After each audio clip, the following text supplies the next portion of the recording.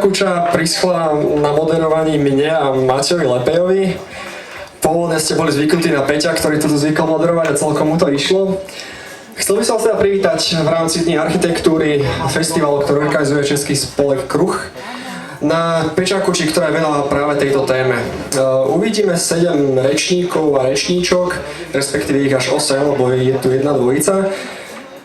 A myslím si, že spolu strávime príjemných pár minút, desiatok minút, až možno že hoďku dve. A aby som rovno teraz začal, chcel by som privítať tu na prvého rečníka. Je im Tomáš Králik. Tomáša možno nepoznáte po mene, ale možno ste zachytili všetci, ktorí máte radi počítačové hry, že Tomáš dáva dokopy niečo ako martinské GTAčko. Takže Tomáša by som rád pozval. Tomáš je grafik, maliar, hlavne herný dizajner. A ak chcete vedieť, ako vyzerá martinské GTAčko v aktuálnom stave, tak to vám už povie Tomáš o pár chvíľ.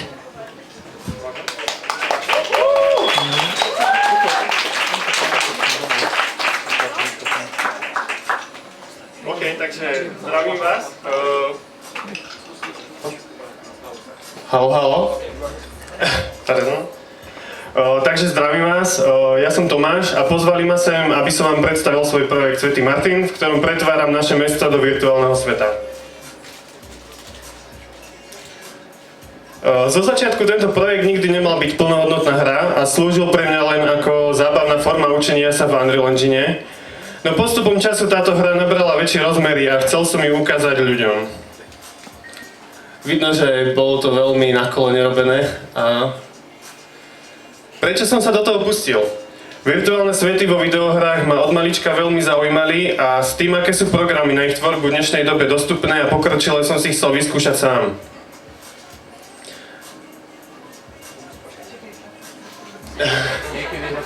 Tu by som mal improvizovať, dobre. A tak som sa zamyslel, čo by ma v týchto programoch najviac bavilo tvoriť. A najzaujímavejšie mi prišlo skúsiť si vytvoriť vlastný panelák. To sa mi podarilo tak rýchlo, že som si povedal, keby dorobím ešte 2-3 paneláky a nakopírujem ich, tak mám rovno celú ulicu, v ktorej sa môžem hrať. Neskôr som narazil na možnosť stiahnutia satelitných dát vo forme 3D terénu, pôdorysov budov, ciest a chodníkov. Tie som hneď skúsil vložiť do svojho projektu a fungovalo to. To ma priviedlo k myšlienke skúsiť vytvoriť nahrubo celý Martin.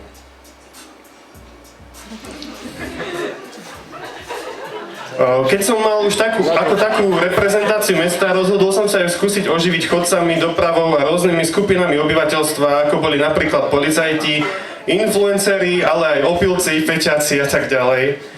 A pridať im rôznorodé animácie a svojské vlastnosti. Po zverejnení videa z projektu som sa na základe veľkého záujmu rozhodol z projektu vytvoriť niečo hodnotné a hlavne ucelené. Bolo mi však jasné, že dokončiť projekt do stavu, v akom si ho ľudia predstavovali, bolo pre jednotlivca nereálne. A k tomu mi úplne vhod padlo vydanie nového editora pre hru Fortnite, ktorá takisto ako aj môj projekt využíva Unreal Engine. Vďaka tomu sa všetky moje modely a asety dali do ňoho jednoducho prekopírovať.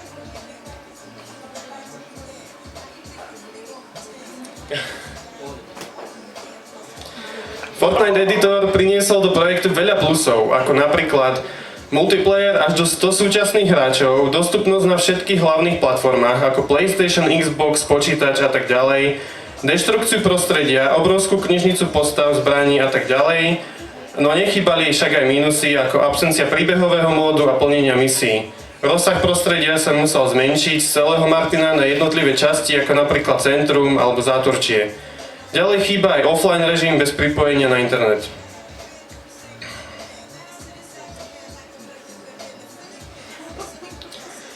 V hrách je všetko väčšinou len na oko a tak je tomu aj v mojom prípade. Väčšina budov sú len vytiahnuté pôdorysy do priestoru s nalepenou všeobecnou textúrou panelákov. Pohoria sú vytvorené výškovými mapami a textúrami zo satelitných snímok. Zo začiatku bola väčšina detailov zachytených len v textúre bez geometrickej reprezentácie. Môj proces pozostával z fotenia fasád len za oblačné, aby som v textúre nemal zapečené žiadne ostré tiene, následné vyrovnávanie perspektívy textúr, čistenie od nežiaducich stromov, ľudí, lámp alebo stĺpov, Neskôr som fotografie v Blenderi narezal podľa okien, dverí a iných častí a narezané plochy som potom vyťahoval alebo zasúval do priestoru. Zložitejšie detaily som modeloval samostatne a priraďoval k nim vhodnú časť textúry z fasády.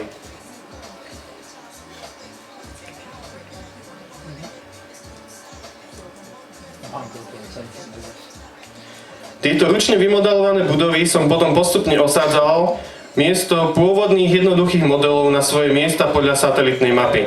Správnu šírku som poznal z mapy a výšku mi približne určila fotografia. Na veľa predmetov využívam rozsiahlu knižnicu Fortniteu, ktorá obsahuje skoro všetky predmety, ktoré potrebujem. Tieto predmety teda nemusím modelovať, sú dostatočne detailné a hlavne sú zničiteľné. Do budúcna vidím, že projekt by mohol podporovať svoju komunitu spájaním ľudí na miestach v reálnom svete, alebo sa ľudia môžu stretávať virtuálne v známych mestských prostrediach a účastniť sa na virtuálnych spoločenských podujatiach, súťažiach a tak ďalej. Títo hráči môžu dostávať skutočné odmeny za účasť na virtuálnych podujatiach alebo súťažiach. Odmeny môžu zahŕňať zľavy v miestnych podnikoch, bezplatný vstup do múzeí a podobné veci.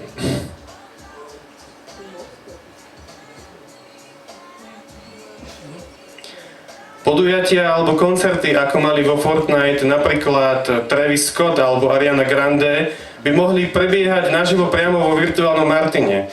Mohli by sa organizovať tematické udalosti ako napríklad Mikuláš alebo Veľká noc, kde by hráči sa naháňali so šibeničnými týmito.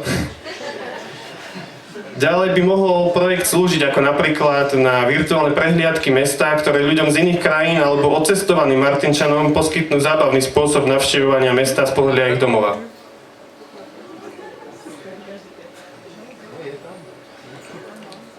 Dostupné by boli aj komerčné reklamné plochy na miestne produkty, služby alebo aktuálne skutočné udalosti konajúce sa v Martine.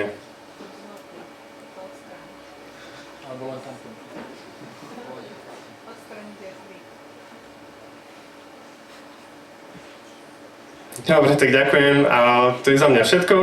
A ešte som chcel povedať, že dneska máte už možnosť si zahrať túto mapu, keď si stiahnete Fortnite a stačí si zadať do Fortniteu tamto číselko, ak si to odfotíte, tak tým kódom sa pripojíte rovno na moju mapu a môžete sa hrať v Martine. Ďakujem za pozornosť.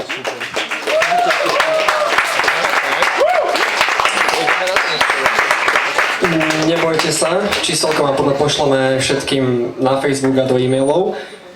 A ideme ďalej. Áno, už som bez píšťania. Túto prezentáciu ďalšiu, ktorá bude v poradí, som mal pôvodne dávať aj ja.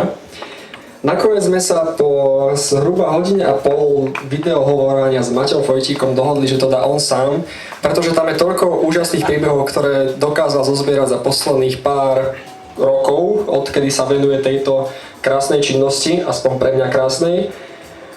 Tak to ide sám. Maťo Fojtík má tu veľa spolužiakov, čaute všetci gimnatiaci. Maťo Fojtík sa venuje veľmi zaujímavej činnosti, ktorá sa volá Urban Exploration. Po anglicky to je Urban Exploration, v princípe Maťo bude hovoriť o všetkom, čo to je. Čiže vám to povie aj po slovensky, čo to je, vám vysvetlí, čo to je a všetky príbehy, ktoré v rámci Martina získal počas tejto krásnej činnosti, vám Maťo popíše v najbližších minútach.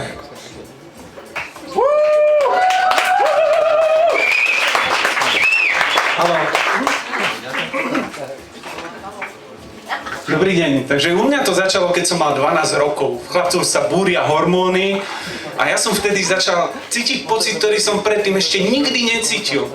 Cítil som ohromnú túžbu zistiť, aký svet sa schováva za bránami továrni. A dneska by som vám tento jedinečný svet chcel ukázať. U mňa to začalo Tatra nábytkom, toto je moja prvá industriálna fotografia. Tatra nábytku sa vyrábal nábytok a stoličky z ohýbaného dreva a sedel na nich skoro celý svet, aj v Amerike, v Afrike, v Austrálii, až kým v roku 2010 nenastalo ticho. A v tomto tichu ma privítala aj fabrika, do ktorej som od roku 2014 chodil každý deň. No, nie každý deň, ale chodil som tam často, chodil som tam pravidelne. A je to taký industriálny funkcionalizmus na slovenský spôsob. Dominujú tam tieto elegantné hrybovité stĺpy, všade je veľa železobetónu, prírodzeného svetla. A tieto stĺpy sa potom, tie sú na každom poschodí. To prepínaš ty, Jakub? Nie, aha, dobre, takže ešte môžem rozprávať. No a tie stĺpy sú na každom poschodí. Lenže v podzemí, kde bola jedáleň, tak tam narastajú dimenzie do takýchto veľkých rozmerov, že človek až cíti tú váhu tej fabriky, ktorá je nad ním.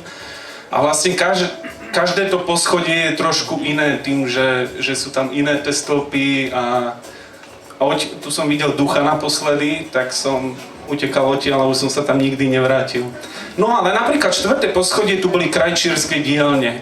Nádherné prostredie s rozptýleným svetlom, bolo to také intímne a bolo to vlastne na celú dĺžku strechy, aby to na konci ústilo do takého ohromného priestoru, ktorý, ako sa vraví, vám vybije poistky. A je to táto katedrála, to proste nečakáte pod strechou. Tu bol sklad stoličiek a sklad molitánu, potom to vyhorelo, ale našťastie tú strechu dali dokopy. Tu sa konal jeden z 2 požiarov v Tatra nábytku. Po osobnej komunikácii s riaditeľom Heinekenu sa mi podarilo dostať aj do pivovaru. Sice na povrchu sú tie budovy také novšie, ale pod zemou sa stále schováva história a napríklad takéto ležiacké pivnice plné tajomstiev a hlavne tmy a vody. A toto je zase ikonická budova Varne. Toto bola vo svojho času druhá najväčšia varňa v Československu, väčšiu mali iba v Plzni. A tu boli vlastne také tie tanky, kde sa varilo pivo. No, lenže s pivovarom sme sa nerozišli moc v dobrom. Vybudoval vo mne fóbiu zo psov, keď ma tam 2-krát naháňal vlčiak a odvtedy už 100% verím cedulkám, že pozor, zlý pes. A toto je tiež ešte v pivovare. Tu by som kľudne mal aj svadbu. Ešte 5 sekúnd, dobre. No. Ale, no. A teraz to je niečo úplne iné. Toto sú strojárne a toto je jedna loď. A takýchto lodí tam bolo 17. A týchto 17 lodí tvorilo halu, kde sa vyrábali tanky. To sú priestory nadľudských rozmerov, plné veci v tej dobe, dneska už to nestojí. Dnes je presne na tomto mieste Martinus. A strojárne ako areál, to bolo také detské ihrisko pre mňa. Hrozne rád som tam chodil v noci a v zime a sedel som na streche a pozeral som, ako šumí mesto. No a dali sa tam zachytiť aj takéto takéto výjavy skrátka. Ale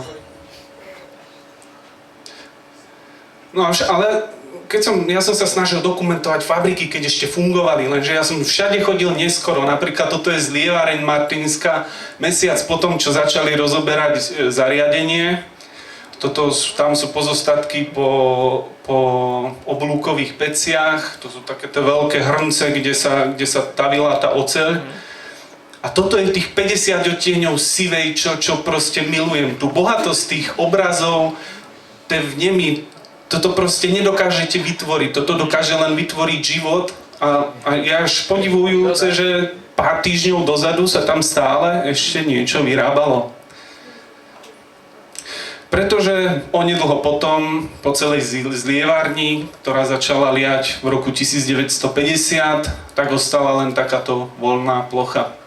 Nehovorím, že je to zlé, lenže to, čo ste videli na tých fotografiách, už neexistuje.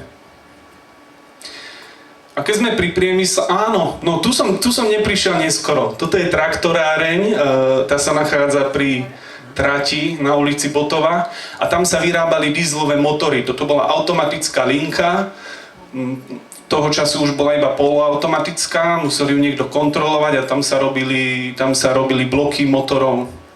A toto je v centre. To je neografia. A tam neografia bola hlavne v noci, keď človek nemôže svietiť, plná rôznych nástrah. Človek sa tam ľahko stratil, chcel otvoriť okno, že sa pozrie na ulicu, že kde je, otvoril okno a hop, bola tam ďalšia fasáda, pretože ono to nejak rastlo organicky a toto sú Turany, to nemôžem opomenúť. V Turanoch bol veľký nábytkársky závod, tak najviac rozkvital v 40. rokoch, keď ho mali Nemci. Dokonca sa tam vyrábali aj baráky do koncentračných táborov. Ale potom na konci vojny pomáhali financovať Slovenské národné povstanie. Partizáni vtedy odtiaľ ukradli asi 1 000 000 korún. A v 62. ten závod zhorel. A zachovali sa iba takéto 3 drevené haly, ktoré sú v takom rôznom štádiu rozkladu. A navrhoval ich berlínsky architekt. A myslím si, že to vidno na tom rukopise. A prihláste sa, ak niekto poznáte podobné haly na Slovensku. Ja som takéto haly nevidel a sú podľa mňa jedinečné meritkom, materialitou a celkovým tým výrazom. A vtedy sa tak naskýta otázka, že vlastne je to krásne, ale čo s tým? Ale touto prezentáciou som vám chcel ukázať, že aspoň tak troška, aké unikátne priestory sa donedávna skrývali v Martine.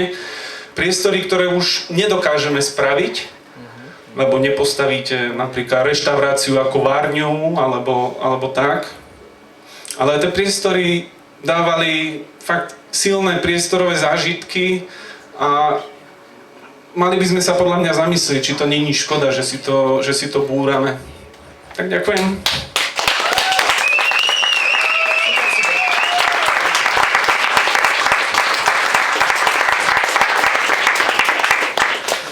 OK, ahojte.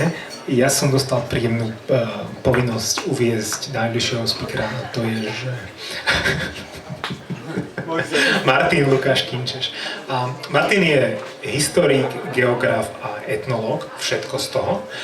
Momentálne pracuje na Savke a príde nám porozprávať o názvosloví ulic v Martine a jeho momentálnom, aktuálnom anarchickom stave. A to už je skrátený názov. My sme pôvodný názov, ktorý bol samotný na asi 3 minúty prednášky, skrátili.